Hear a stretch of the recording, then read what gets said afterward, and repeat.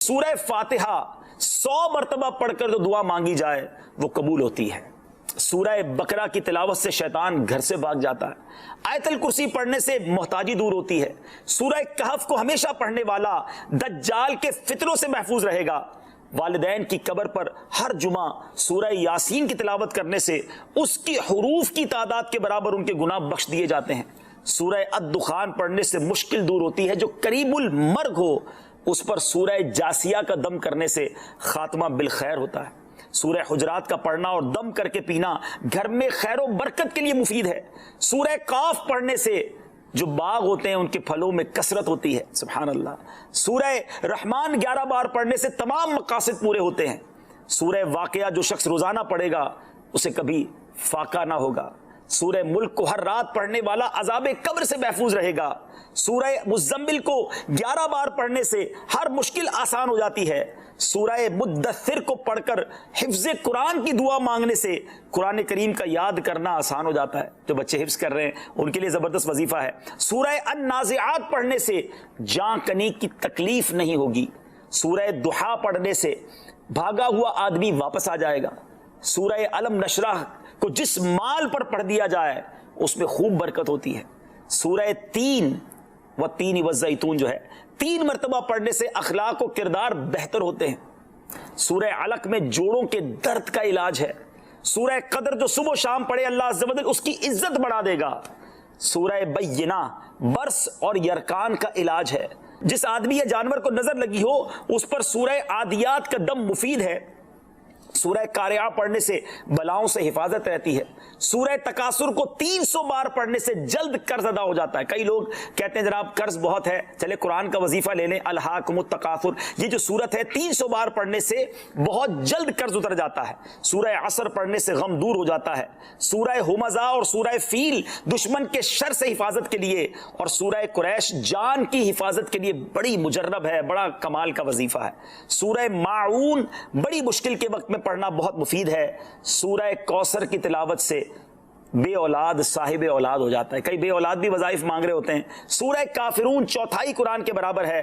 سورہ زلزال نصف قرآن کے برابر ہے. سورہ اخلاص تہائی قرآن کے برابر ہے. اور سورہ فلق اور سورہ ناس سے جن اور شیطان اور حاسدوں کے شر سے حفاظت رہتی ہے. پھر کیوں نہ ہم قرآن سے دوستی کر لیں, کیوں نہ قرآن کو اپنا ورد بنا لیں. یمن میں جو کنگ ہوتے تھے ان کو تبا کہا جاتا تھا, اور جو اس زمانے کا سب سے پہلا کنگ تھا اس کو تبا اول کہتے تھے. تبا اول بہت بڑا بادشاہ تھا, مسلمان تو تھا نہیں, ایمان تو لایا نہیں تھا, مگر تبا اول کا پلان یہ تھا کہ اس نے ایک بہت بڑا لشکر بنایا. اچھا, اس لشکر میں اس نے پلان یہ کیا کہ اس کے پاس 1,13,000 پیدل چلنے والے تھے اور 1,30,000 کے قریب گھوڑا چلانے والے, گھڑ سوار, horse rider. Try to imagine کتنا بڑا اس کا جلوس تھا, کتنا بڑا لشکر تھا. وہ اپنے پورے لشکر کو لے کر اس نے پوری دنیا کو ٹریول کرنے کا پلان کیا. اچھا, وہ جس شہر میں جاتا سارے شہر کے لوگ باہر آ جاتے, ڈر بھی جاتے, روب میں بھی آ جاتے کہ اتنا بڑا جلوس لے کر ہی آیا ہے. اس کا استقبال بھی کرتے, اور ہر شہر سے وہ 10 اسکالرز, ان کے 10 علماء اپنے ساتھ لے جاتا. اتنا لانگ ٹرپ ہو گیا کہ اس کے پاس 4,000 علماء ہو گئے. اب انڈرسٹینڈ کریں کہ کتنے شہروں میں وہ گیا ہوگا. 4,000 علماء جمع ہو گئے. اب وہ ٹریول کرتے کرتے کرتے مکہ پاک پہنچا.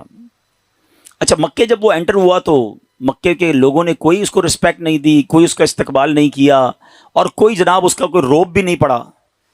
تو اس نے اپنے وزیروں کو بلایا کہ یہ کیسے لوگ ہیں, یہ شہر کیسا شہر ہے, نو بڈی کوئی استقبال بھی نہیں ہوا, کوئی ہمارا روب بھی نہیں ہے, کوئی دبدبہ بھی نہیں ہے, ٹیک کیئر بھی نہیں کیا انہوں نے ہمیں. تو اس کے وزیروں نے بتایا کہ بات یہ ہے کہ یہ مکے والے جو ہے نا, ان کے پاس ایک بہت کمال کی عمارت ہے جس کو یہ کعبہ کہتے ہیں, اور یہ کعبے کا طواف کرتے ہیں. کعبے میں انہوں نے بت رکھے ہوئے ہیں. آپ کو یاد ہوگا کہ نبی پاک کی آمد سے پہلے کعبے میں تو بت تھے, تو یہ کعبے کی رسپیکٹ کرتے ہیں, باقی کسی کو گھاس واس نہیں ڈالتے. تو بڑا کرو فر والا کنگ تھا, اتنا بڑا لشکر تھا. اس نے کہتا اچھا ایسی بات ہے تو میں کعبے کو ہی گرا دیتا ہوں, کعبہ ہی ڈیمولش ہو جائے گا تو یہ کس کا طواف کریں گے, پھر یہ سب میرے پاس آ جائیں گے. تو اس نے ابھی پلاننگ کی, صرف سوچا, رات اس کے سر میں سیویئر پین شروع ہو گیا, خطرناک قسم کا درد سر. اس کی آنکھوں سے، اس کے کان سے اور اس کے ناک سے پانی نکلنے لگا، اور وہ اتنا بدبودار پانی تھا کہ کوئی قریب بھی نہ بیٹھ سکے، اتنا پریشان۔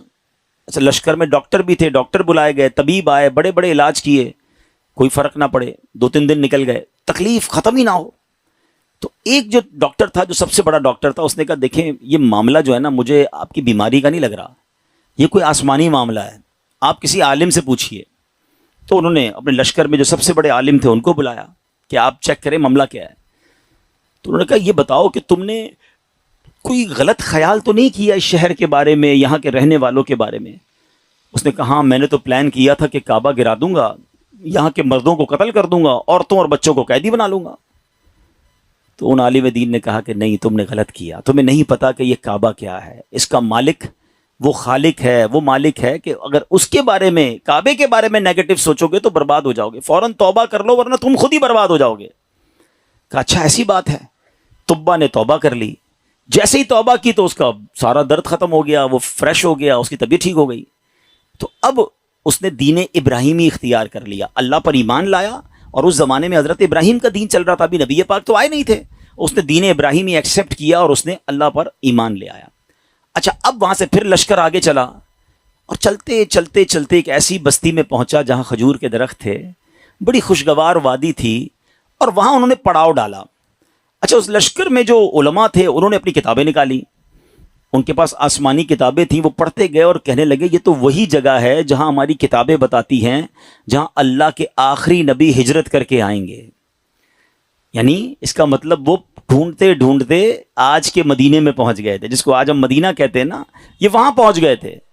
تو 400 علماء نے کہا کہ بھائی ہم تو یہ جگہ چھوڑ کے نہیں جائیں گے، پتہ نہیں کب نبی پاک آ جائیں، اب ہم نے یہیں ٹھہرنا ہے، اگر طبا رہنے دے گا تو ٹھیک ہے، بے شک ہماری بوٹی بوٹی کر دے، ہم نے یہ شہر چھوڑ کے نہیں جانا۔ اطلاع طبا کو بھی مل گئی، طبا نے بلایا علماء کو کہ کیا مسئلہ ہے؟ تو کہا دیکھیں حضرت ہم نے اپنی کتابوں میں پڑھا ہے، ہمارا حساب کتاب بتاتا ہے کہ اللہ کے آخری نبی اسی بستی میں آئیں گے، ہم اس بستی کو چھوڑ کے نہیں جائیں گے، ہم ان کے خادم بن کر رہیں گے، ان کے امتی بنیں گے، ان پر ایمان لائیں گے۔ اچھا طبا بھی 2-4 دن پہلے ہی یا کچھ دنوں پہلے ہی مکے کی تعظیم سمجھ چکا تھا، اللہ پر ایمان لا چکا تھا، تو اس نے کہا اچھا ایسی بات ہے تو میں بھی رک جاتا ہوں۔ اس نے کیا کیا، 400 علماء کے لیے 400 گھر بنائے، ان 400 علماء کی شادیاں کروائیں، ان کو خوب مال و دولت بھی دیا۔ 1 سال طبا خود بھی وہیں رہا، 1 سال کے بعد دیکھا کہ نبی پاک تو نہیں آئے، تو اب طبا نے ایک کمال کا خط لکھا۔ سنیے گا پیارے اسلامی بھائیو، یہ دنیا کا انوکھا خط ہے کہ اس کے لیے لکھا جا رہا ہے جو ابھی دنیا میں آئے نہیں ہیں۔ اور کس عشق والی زبان میں طبا بادشاہ نے وہ خط لکھا، اس نے لکھا کہ اس اللہ کے نام سے شروع جو عالمین کا رب ہے، میں جناب رسول اللہ صلی اللہ علیہ وسلم کی بارگاہ میں طبا اول حمیری سلام پیش کرتا ہوں، اور میں آقا علیہ الصلوۃ والسلام کی بارگاہ میں عرض کرتا ہوں کہ حضور اگر میں نے آپ کا زمانہ پا لیا تو میں آپ کی خدمت کروں گا، آپ پر ایمان لاؤں گا، آپ کی سنت پر عمل کروں گا، جو آپ کتاب لے کر آئیں گے میں اس پر بھی عمل کروں گا، اور حضور اگر میں پھر بھی آپ کا زمانہ نہ پا سکوں تو مجھے اپنی غلامی میں قبول فرمائیے، اور قیامت کے دن میری شفاعت فرمائیے گا، مجھے بھول نہ جائیے گا۔ بڑا کمال کا عشق والا اس نے خط لکھا، اس خط کو اس نے سیل کیا گولڈن اسٹیمپ لگا کے۔ اچھا ایک اور مکان بنایا اس نے، اور جو اس وقت کے سب سے بڑے عالم تھے ان کو وہ لیٹر بھی دیا، اور کہا جب آپ نبی پاک سے اگر آپ کی ملاقات ہو جائے نا تو میرا خط انہیں دیجیے گا، یہ مکان بھی انہیں گفٹ کر دیجیے گا، اور اگر نہ ہو تو آپ اپنے بچے کو کہیے گا، آپ کا انتقال ہونے لگے تو اس کو یہ لیٹر دیجیے گا، اس کو کہیے گا وہ اپنی اولاد کو دے، تاکہ کسی طرح یہ خط جناب آخری نبی صلی اللہ تعالی علیہ وسلم تک پہنچ جائے۔ یہ کیسا عشق ہے! اب ذرا سنیے گا، طبا اول حمیری کا بعد میں وہ مدینے سے آگے گیا اور جا کے اس کا انتقال ہو گیا۔ آفٹر 1000 years، 1000 سال بعد 12 ربیع الاول والے دن مکہ مکرمہ میں نبی پاک کی ولادت ہوتی ہے، آقا کی تشریف آوری ہوتی ہے۔ نبی پاک 53 سال مکے میں گزارتے ہیں، اور اس دوران حضرت مصعب بن عمیر صحابی رسول ہیں، ان کو پیارے آقا مدینے بھیجتے ہیں کہ وہاں جا کے اسلام کی دعوت دو۔ مدینے میں تو فوراً اسلام پھیلنا شروع ہو گیا۔ علماء کہتے ہیں جو اتنی تیزی سے اسلام مدینے میں پھیلا نا، اس کی بڑی وجہ یہ تھی جو یہ انصار صحابہ تھے نا، مدینے والوں کو کیا کہتے ہیں؟ انصار۔ مکے والے کو کیا کہتے ہیں؟ مہاجرین. تو جو انصار تھے نا یہ سارے انہی 400 علماء کی اولاد میں سے تھے. they were waiting from last 1000 years for رسول پاک علیہ الصلوۃ والسلام. یہ تو 1000 سال سے انتظار کر رہے تھے. جیسے ہی حضرت مصعب بن عمیر پہنچے، دیگر مبلغین پہنچے، اللہ کے رسول کی باتیں بتائیں، اسلام کی باتیں بتائیں، دھڑا دھڑ لوگ اسلام قبول کرنے لگ گئے. اچھا اب قبیلے کے لوگ بیٹھے کہ آخری نبی تو آ گئے ہیں مکے میں، ہمارے پاس ایک لیٹر ہے، اب وہ پہنچانا ہے انہیں. انہوں نے مشورہ کر کے، ایک صحابی تھے ان کا نام تھا حضرت ابو لیلہ انصاری رحمۃ رضی اللہ تعالیٰ عنہ، ان کو کہا کہ آپ جائیے، جا کے مکے میں نبی پاک کو یہ خط دے کر آئیے. ان صحابی نے ٹریول کیا. جب وہ ٹریول کر کے جانے لگے تو ان کو کسی نے بتایا کہ نبی پاک مکے سے پہلے ایک وادی میں بیٹھے ہیں، صحابہ کرام کے ساتھ جلوہ فرما ہے. اچھا انہوں نے نبی پاک کو نہیں دیکھا، نبی پاک نے انہیں نہیں دیکھا. سوشل میڈیا کا زمانہ تو تھا نہیں نا کہ کسی طریقے سے دیکھ لیتے. اچھا یہ گئے اس دربار میں، جیسے ہی داخل ہوئے کمرے میں، نبی پاک صحابہ کے ساتھ بیٹھے ہیں، وہ کمرے میں داخل ہوئے، پیارے آقا فرماتے انتا ابو لیلہ، تم ابو لیلہ ہو. وہ شاکڈ ہو گئے کہ میرا نام کیسے ان کو پتہ چل گیا. کہ جی یا رسول اللہ میرا نام ہی ابو لیلہ ہے. فرمایا تمہارے پاس میری ایک امانت ہوگی، مجھے وہ خط دے دو. ایک بار اور حیران ہو گئے کہ رسول اللہ صلی اللہ علیہ وسلم کو نے بتایا نہیں، پہلے ہی ان کو پتا ہے. نبی پاک نے وہ خط لیا، سیدنا ابو بکر صدیق کو وہ خط دیا اور کہا ہے ابو بکر پڑھو. اب بھرے دربار میں وہ عشق والا خط پڑھا گیا ہے. طبہ اول حمیری کا وہ عشق کی جو لیٹر تھا وہ پڑھ کر سنایا گیا کہ حضور میں آپ کا امتی، میں آپ کا غلام، مجھے قیامت کے دن بھولیے گا نہیں. اگر آپ کا زمانہ پایا تو آپ کی خدمت کروں گا، زمانہ نہ پا سکا تو پھر بھی میں آپ کا غلام ہوں. اللہ اکبر. نبی پاک نے بھی خط سنا نا تو پتہ کیا فرمایا؟ مرحباً اخ الصالح، مرحباً اخ الصالح، میرے نیک بھائی کو مرحبا ہو، نیک بھائی کو مرحبا ہو. امیر پیارے آقا علیہ الصلوۃ والسلام نے اس بادشاہ کو نیک بھائی کہہ کر پکارا. اچھا اب ابو لیلہ انصاری تو حیران پریشان، نبی پاک پر کلمہ پڑھا، مسلمان ہوئے کہ ان کو مجھ سے پہلے پتہ ہے کہ یہ میرے دل میں کیا ہے اور میں کیا لے کر آیا ہوں. واپس گئے اپنے شہر والوں کو بتایا کہ بھائی میں تو ان سے مل کر آیا ہوں جو تو غیب کی خبریں دیتے ہیں. اچھا بہرحال اب نبی پاک نے مکے سے مدینے سفر اختیار کیا. اچھا مدینے والوں کو انتظار تو بڑا تھا کہ پیارے آقا مدینے آئیں گے. اچھا نارملی 7 days کا ٹریول ہوتا تھا. اگر مکے سے کوئی اونٹوں پر یا گھوڑوں پر نکلتا تھا نا، it's take almost 7 days to travel. اب آج کل تو ہم 4 گھنٹے میں پہنچ جاتے ہیں، بڑے اچھے روڈ بن گئے ہیں. اب نبی پاک جب روانہ ہوئے تو وہ نیوز مل گئی مدینے والوں کو. لیکن آپ کو پتا ہے کہ وہ ہجرت کا سفر اب نارمل سفر تھا، نارمل سفر نہیں تھا. بڑے پرابلمز تھے، بڑے ہرڈلز تھے. 3 دن 3 راتیں تو نبی پاک کو غار ثور میں رہنا پڑا. راستے میں مکے کے لوگ انٹرسیپٹ کرنے پہنچے ہوئے تھے. تو اب مدینے والے سمجھ رہے تھے کہ 7ویں دن نبی پاک آ جائیں گے. وہ ڈیلی مدینے کے گیٹ پہ جا کے کھڑے ہو جاتے کہ نبی پاک آ جائیں گے. صبح جاتے، ویٹ کرتے، دوپہر ہوتی تو واپس آ جاتے. اگلے دن پھر صبح جا کے کھڑے ہو جاتے. روز استقبال کی تیاریاں ہیں. اچھا آپ کو معلوم ہے نبی پاک علیہ الصلوۃ والسلام کس دن مدینے میں داخل ہوئے؟ کافی دن لگے، مگر سرور کائنات صلی اللہ تعالیٰ علیہ وسلم جس دن مدینہ منورہ میں صحابہ کے جھرمٹ میں داخل ہوئے نا، وہ دن 12 ربیع الاول کا دن تھا. ہاں وہ دن بھی برتھ ڈے آف رسول پاک علیہ الصلوۃ والسلام تھا. سبحان اللہ. اللہ کی شان دیکھیں کہ ربیع الاول کا 12 ربیع الاول کا جو جلوس ہے، کچھ لوگوں کو کنفیوژن ہوتی ہے. اللہ اکبر. میرے آقا جو مدینے میں داخل ہوئے تو صحابہ بھی ہیں اور خود پیارے آقا بھی ہیں. بلکہ ایک صحابی کہتے ہیں حضور بغیر پرچم کے کیسے داخل ہوں گے؟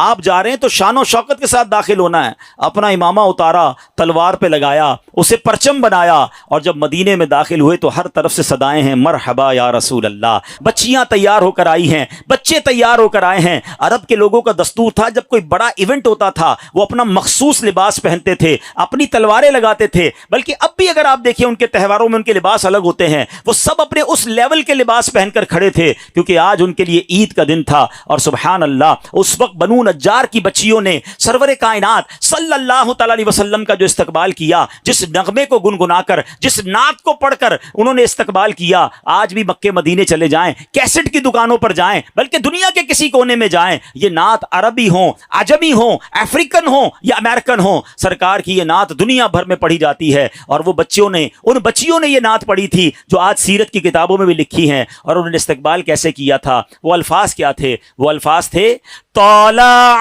البدر علینا من